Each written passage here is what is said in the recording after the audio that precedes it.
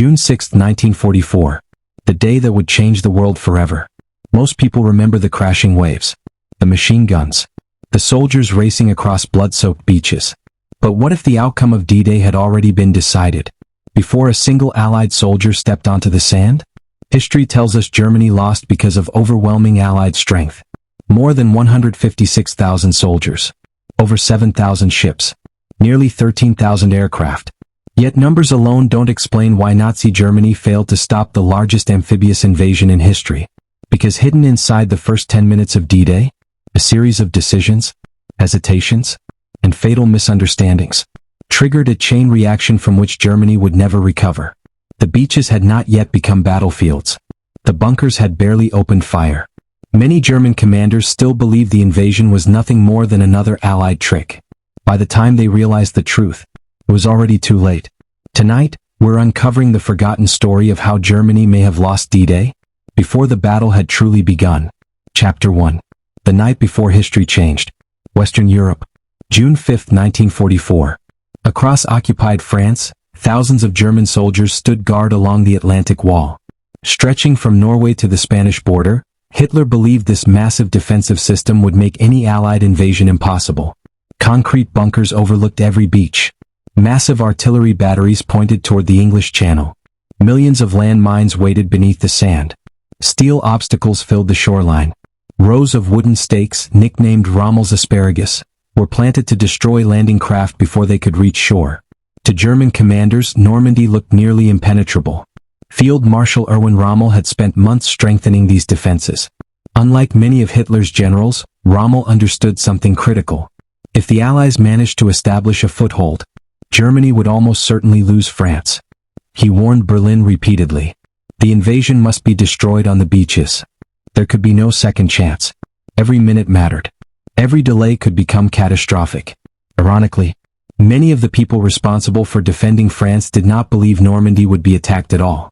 Instead, they were convinced the real invasion would come hundreds of miles away. At Pas-de-Calais, it seemed obvious. Calais was the closest point between Britain and France. Its ports were ideal. Its roads led directly toward Germany. Military logic pointed there. Unfortunately for Germany, logic was exactly what the Allies wanted them to believe. Chapter 2. The greatest deception ever created. Months before D-Day, the Allies launched one of history's most successful military deception operations. Operation Fortitude. Its purpose was simple. Convince Hitler that Normandy was merely a diversion. The real invasion would strike Calais. The deception became almost unbelievable. Fake armies appeared across southeast England. Inflatable Sherman tanks, wooden airplanes, canvas trucks, empty camps, artificial fuel depots. Even fake radio traffic filled the airwaves 24 hours a day. German intelligence intercepted thousands of carefully crafted messages. Everything suggested a massive army waited opposite Calais. To make the illusion even stronger, the Allies placed one of America's most famous generals in command, General Georges Patton. Aggressive, respected, feared by Germany. Hitler believed Patton would naturally command the main invasion. So when German spies reported Patton sitting comfortably in southeast England, it reinforced everything Berlin already believed. Normandy couldn't possibly be the real target. It had to be another deception. The trap was complete. Even after Allied troops landed, many German commanders would continue waiting for an invasion that would never come. One of history's greatest military lies had become accepted as undeniable truth. Chapter 3. The weather that saved Europe. Nature almost canceled D-Day entirely. Early June storms battered the English Channel. Towering waves crashed against the coastline. Heavy clouds covered the sky. Powerful winds threatened to scatter thousands of ships. Many meteorologists believed an invasion was impossible. German weather experts reached the same conclusion. Their forecasts predicted several more days of severe storms. As a result, many senior German officers relaxed. Some attended military exercises. Others traveled inland. Several commanders were away from their headquarters. Even Field Marshal Rommel decided to return home to Germany. He wanted to celebrate his wife's birthday. He also hoped to convince Hitler to release additional armored divisions. He believed no invasion could happen during such terrible weather. For once, Germany and the Allies agreed on something. The weather was terrible. But Allied meteorologist James Stagg noticed something different. A narrow break in the storm. Just enough calm weather. For one brief opportunity. General Dwight D. Eisenhower faced one of history's greatest decisions. Delay. And lose months of preparation. And risk disaster. Inside a small operations room, silence filled the air. Every commander understood the stakes. Thousands of lives depended on one man's decision. Eisenhower finally spoke. Okay. We'll go. With those 3 words, the largest amphibious invasion in history began moving toward France. Thousands of ships quietly slipped into the darkness. No turning back. Chapter 4. Midnight over France. Long before sunrise, the battle had already started. Not on the beaches, in the skies. More than 13,000 Allied aircraft crossed the English Channel under cover of darkness. Bombers, gliders, transport planes, fighters. An endless stream of engines echoed across the night. Inside many of those aircraft sat young American paratroopers. Most had never experienced combat. Some were only 18 years old. Many carried Lucky Charms from home, letters from family, small Bibles, photographs of wives or girlfriends. Each man understood one terrifying reality. Many would never return. As green lights flashed inside the aircraft, the doors opened. Cold wind rushed through the cabins. One after another, thousands of paratroopers disappeared into the darkness. Some landed exactly where planned. Others drifted miles off course. Many landed directly among German units. Small groups quickly formed.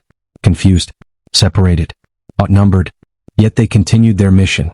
Destroy bridges, capture crossroads, disrupt communications, prevent German reinforcements from reaching the beaches. Without realizing it, these scattered paratroopers were creating enormous confusion across Normandy. German commanders began receiving alarming reports. Enemy soldiers everywhere. Explosions behind the lines. Telephone wires cut. Bridges under attack. Roadblocks appearing overnight. Yet no one knew the scale of what was happening. Was this the invasion? Or merely sabotage? No one could say for certain. That uncertainty would become Germany's greatest enemy. Chapter 5. 12:16 a.m. The first alarm. Narrator. Just after midnight on June 6, 1944, the first warning arrived. German radar stations along the French coast detected unusual activity over the English Channel. But radar contacts were nothing new. For weeks, Allied bombers had crossed the Channel almost every night. Most officers assumed this was simply another bombing raid. No one imagined they were witnessing the opening move of the largest invasion in military history. Then the telephone calls began. Reports flooded headquarters from Normandy. Enemy parachutes spotted. Explosions near bridges. Communications cut. Roadblocks under attack. At first, these reports seemed contradictory. One commander reported dozens of paratroopers. Another claimed hundreds. Some believed enemy soldiers were disguised in German uniforms. Others insisted local resistance fighters had launched a major uprising. No one had a complete picture. The reports arrived too quickly. From too many different places. To make sense. Ironically, this confusion was exactly what the Allies had planned. Scattered airborne troops, dummy parachutists, and sabotage operations created the illusion that German commanders were facing dozens of separate attacks instead of one coordinated invasion. The clock had started ticking. Chapter 6. The Phantom Army. As German officers scrambled to understand what was happening, another deception unfolded over the English Channel. It wasn't an army. It wasn't even a fleet. It was an illusion. Allied aircraft dropped thousands of strips of aluminum foil, known by the British as window, and by the Americans as chaff, on German radar screens. These tiny metal strips reflected radio waves. Instead of seeing empty skies, operators watched enormous radar echoes moving toward Pas-de-Calais. To the Germans, it looked like an invasion fleet. Hundreds of ships, thousands of soldiers, exactly where they had expected the attack to come. At the same time, small Allied boats towed radar-reflecting balloons across the channel. These fake fleets appeared convincing enough that several German radar operators urgently reported a massive assault heading toward Calais. Every minute spent watching imaginary ships was another minute lost responding to the real invasion. Even experienced officers struggled to separate truth from deception. By now, Germany wasn't fighting Allied soldiers. It was fighting uncertainty. Chapter 7. The Sleeping Dictator. Perhaps no moment has generated more debate among historians than what happened inside Hitler's headquarters that morning. The Führer had gone to bed late. He had strict orders. No one was to wake him unless absolutely necessary. His senior commanders knew how unpredictable he could be when disturbed. Meanwhile, critical reports continued arriving from France. Some officers believed the invasion had begun. Others insisted it was merely a diversion. One question overshadowed every discussion. Should Hitler be awakened? The reason this mattered was simple. Germany's most powerful armored reserve, the Panzer divisions, could not be deployed without Hitler's direct authorization. These divisions represented Germany's strongest counterattack force. Fast, heavily armed, capable of crushing beachheads before they expanded. If released immediately, they might reach Normandy before Allied forces secured their positions. But without Hitler's approval, they remained stationary. For precious hours, Germany's most powerful weapons sat idle. Whether Hitler's sleep alone determined the outcome remains debated. Many historians argue that communication problems, confusion, and command structure also contributed. But there is little doubt that delays at the highest level slowed Germany's response during the invasion's most critical early hours. And in warfare, hours can change history. Chapter 8. Rommel was gone. While chaos unfolded across Normandy, Germany's most experienced defensive commander wasn't even there. Field Marshal Erwin Rommel had returned to Germany. He believed the stormy weather made an invasion impossible. He also intended to meet Hitler and argue once again for greater control over the Panzer divisions. Ironically, the man who had warned for months that speed would determine victory was hundreds of miles away when speed mattered most. When news finally reached Rommel, he immediately rushed back toward France. But the roads were crowded. Communications were breaking down. The situation changed by the hour. Every delay widened the gap between Germany's plans and reality. Rommel later admitted something chilling. Had Germany reacted instantly, the battle might have looked very different. Not necessarily a German victory, but a far more dangerous day for the Allies. Instead, Germany lost the initiative. And once initiative disappears in war, it is extraordinarily difficult to recover. Chapter 9. The real invasion appears. As dawn approached, lookouts along the Normandy coast stared into the darkness. At first, they noticed only distant shadows. Then, more shadows. Then, the horizon itself seemed to move. An endless wall of ships emerged from the morning mist. Destroyers, cruisers, battleships, landing craft, transport vessels, minesweepers. The sea appeared completely covered. One German observer later described it as if the ocean itself had turned into steel. This wasn't a raid. It wasn't a diversion. It was the largest invasion fleet ever assembled. For many defenders, the realization came with disbelief. Some estimated hundreds of ships. Others thought there were thousands. In truth, more than 5,000 vessels supported the assault, with over 7,000 naval craft involved in the broader operation. No European coastline had ever witnessed anything like it. Yet despite the overwhelming sight, many senior commanders still hesitated. They feared this fleet might still be a decoy. Perhaps the real invasion remained aimed at Calais. Operation Fortitude was still working, even as Allied ships approached the beaches. Chapter 10. The first shots. At approximately 5:30 a.m., silence ended. The Allied fleet opened fire. Battleship guns unleashed shells weighing nearly a ton. Cruisers joined the bombardment. Destroyers moved closer to shore. Aircraft roared overhead. Within minutes, German bunkers shook violently. Concrete cracked. Telephone lines snapped. Smoke covered the coastline. Some artillery positions were destroyed. Others survived and prepared to fight. For the soldiers inside German fortifications, the world became thunder. The bombardment was intended to weaken defenses before the landings. Its effectiveness varied from sector to sector. Some beach defenses remained largely intact. Others suffered heavy disruption. But regardless of the physical damage, the psychological impact was enormous. The invasion was no longer a possibility. It was reality. And yet, the Panzer divisions were still not fully committed. Every passing minute increased the Allies' chances of establishing a permanent foothold. The first 10 minutes had become the first hour. The first hour would become the decisive morning. Germany was running out of time. Chapter 11. Hell opens at Omaha Beach. Narrator. At 6:30 a.m., the ramps of the first American landing craft dropped.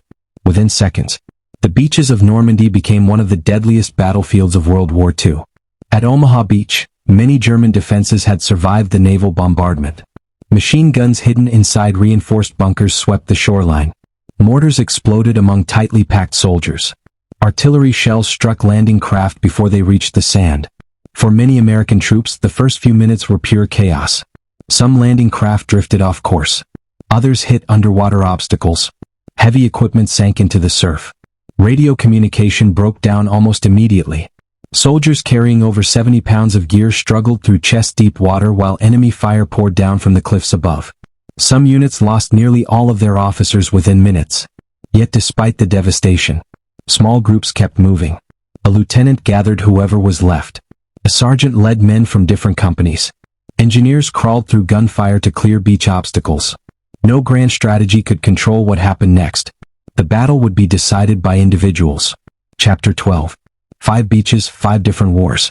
While Omaha became the symbol of D-Day, the invasion stretched across nearly 50 miles of coastline. Each beach told a different story. Utah Beach. To the west, American forces landed at Utah Beach.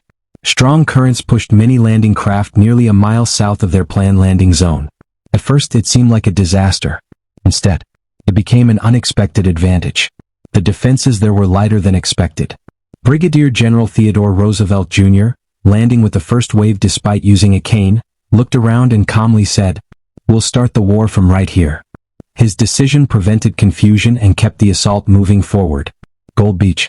British forces at Gold Beach encountered heavy resistance but steadily pushed inland. Specialized armored vehicles, nicknamed Hobart's Funnies, helped clear mines, bridges, and obstacles that ordinary tanks could not overcome. Juno Beach. Canadian troops at Juno Beach faced fierce German fire. Many landing craft were delayed by rough seas. The first waves suffered heavy casualties. Yet by the end of the day, Canadian forces had advanced farther inland than almost any other Allied unit. Sword Beach. British forces at Sword Beach landed successfully but soon encountered German armored counterattacks. Their objective was to capture the city of Cannes. It would take weeks of brutal fighting before that city finally fell. 5 beaches. 5 battles. 1 invasion. Chapter 13. The German strongpoints. Germany's Atlantic Wall was never one continuous fortress. Instead, it consisted of hundreds of individual strongpoints. Each bunker commander often fought independently after communications failed. Some positions surrendered quickly. Others fought until every weapon was destroyed. One German machine gun nest overlooking Omaha Beach reportedly fired thousands of rounds before finally being silenced. Another artillery battery continued shelling Allied ships even after being surrounded. These isolated defenders inflicted enormous casualties. But they faced an impossible problem. They were winning local battles, while Germany was losing the larger war. Without rapid reinforcements, their resistance could only delay the inevitable. Chapter 14.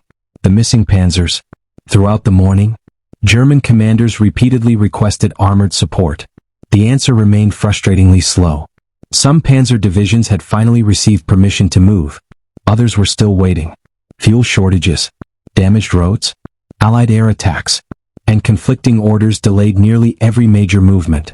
By now, Allied fighter aircraft dominated the skies.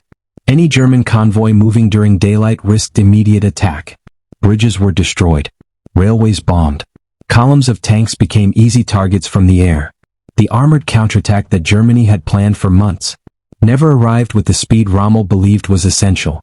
Hours earlier, those tanks might have reached the beaches before Allied forces secured their positions. Now, they faced growing Allied numbers every minute. Chapter 15. The moment the truth became clear.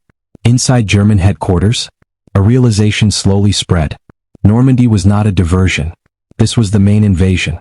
Yet Hitler remained convinced another assault might still strike Pas-de-Calais. As the sun set on June 6, 1944, more than 156,000 Allied troops had established positions in Normandy. The beaches had not been captured without terrible cost, but the invasion had succeeded. The decisions made during the opening hours echoed far beyond Normandy. They marked the beginning of the end for Nazi Germany. Chapter 17. The longest day was only the beginning. Narrator. By nightfall on June 6, 1944, the impossible had become reality. More than 156,000 Allied soldiers had landed in Normandy. The 5 beachheads, Utah, Omaha, Gold, Juno, and Sword, were battered, bloody, and far from secure. Thousands of men had been killed, wounded, or were still missing. But the objective had been achieved. The Allies had established a foothold in Nazi-occupied France. For Germany, this was more than a military setback.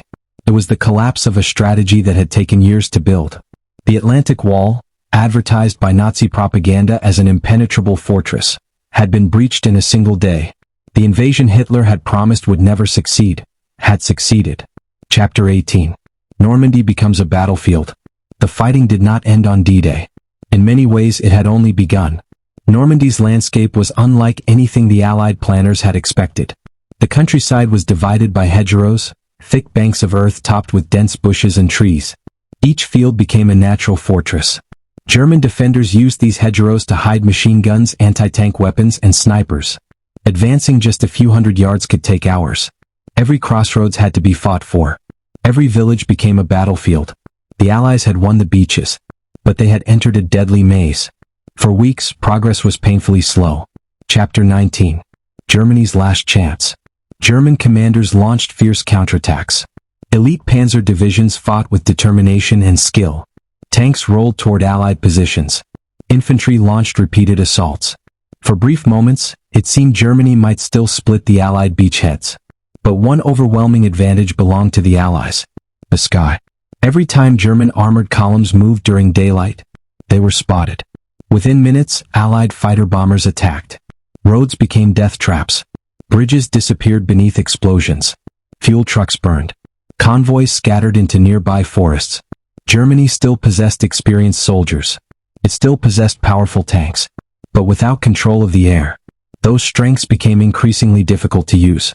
Rommel himself later admitted that Allied air superiority made large-scale movements almost impossible. The battlefield had changed. Victory no longer depended only on courage. It depended on logistics, communication, and control of the skies. Chapter 20. The road to Paris. As June turned into July, the Allies continued to build strength. Every day, thousands of fresh soldiers landed in Normandy. More tanks, more ammunition, more food, more fuel. Temporary artificial harbors, known as mulberries, allowed supplies to flow continuously despite the damaged French ports. Pipelines carried fuel beneath the English Channel. An industrial giant had crossed the sea. Germany could not match this pace. Every destroyed tank became harder to replace. Every experienced soldier lost could not be easily trained again. Then in late July, Operation Cobra shattered the German defensive line. American forces broke through near St. Lo. The war became mobile once more. German armies began retreating across France. Within weeks, Paris was liberated. Crowds flooded the streets. Church bells rang. French flags appeared from hidden cupboards after 4 years of occupation. For millions across Europe, hope had returned. Chapter 21. The domino effect. The success of D-Day triggered a chain reaction. Germany now faced major offensives from both east and west. The Soviet Red Army continued advancing toward Berlin. Meanwhile, the Western Allies pushed across France, Belgium, and the Netherlands. Hitler's empire began collapsing from every direction. Factories were bombed. Oil supplies dwindled. Experienced pilots became scarce. Entire divisions disappeared. The war was no longer about whether Germany could win. It was about how long it could continue fighting. Less than 11 months after D-Day, on May 8, 1945, Nazi Germany surrendered unconditionally. Victory in Europe had arrived. Chapter 22. Did Germany really lose in the first 10 minutes? The title of this documentary asks a bold question. Did Germany lose D-Day in the first 10 minutes? The answer is, not literally. History is rarely decided by a single moment. No battle involving hundreds of thousands of people can be explained by one event alone. Germany's defeat resulted from many factors. Allied air superiority. Allied naval dominance. Years of industrial production. Successful intelligence and deception. Hitler's rigid command structure. Delays in decision-making. The determination of Allied soldiers. The sacrifices of resistance fighters and civilians. Yet the opening minutes of D-Day revealed all of those weaknesses at once. Confusion replaced certainty. False intelligence delayed action. Critical decisions came too slowly. Armored reserves remained out of position. The initiative passed to the Allies. And in warfare, the side that controls the initiative often controls the future. Those first minutes did not guarantee Germany's defeat, but they made recovery vastly more difficult. The legacy of the longest day. More than 80 years later, the beaches of Normandy are peaceful. Children play where artillery once thundered. Families walk across sand once stained by war. Rows of white crosses stretch across quiet cemeteries. Each one represents a life interrupted. A son, a brother, a husband, a friend. D-Day was never simply about strategy. It was about ordinary people asked to do extraordinary things. Young Americans, Canadians, Britons, Free French forces, and countless others crossed the English Channel knowing many would never return. German soldiers, many barely adults themselves, fought believing they were defending their homeland from invasion. The human cost reached far beyond military maps. The lessons of D-Day continue to influence military planning, leadership, intelligence, and international cooperation. It remains one of history's greatest examples of how preparation, deception, logistics, and decisive leadership can shape the outcome of war. But perhaps its greatest lesson is this. History is often remembered through dramatic battles. Yet sometimes, the most important victories are decided before the first shot is fired. A weather forecast, a deception campaign, a delayed order, a commander hundreds of miles away, a decision made, or not made, within a matter of minutes. On the morning of June 6, 1944, those moments combined to change the course of the 20th century. The beaches of Normandy became legendary. But the story truly began long before the first soldier reached the sand. Closing narration. As dawn broke over Normandy, the world watched the beginning of the end for Nazi Germany. Not because one side was perfect, not because victory was guaranteed, but because courage met preparation, and hesitation met opportunity. History remembers the soldiers who stormed the beaches. It also remembers the unseen decisions made in command rooms, radar stations, and headquarters before sunrise. Together, they shaped one of the most consequential days in human history. The first 10 minutes did not end the war, but they helped determine how it would be won. Thank you for watching. If you enjoyed this documentary and want more in-depth World War II stories based on real historical events, subscribe, leave a like, and share your thoughts in the comments. Until next time, remember that history isn't just about what happened, it's about why it happened.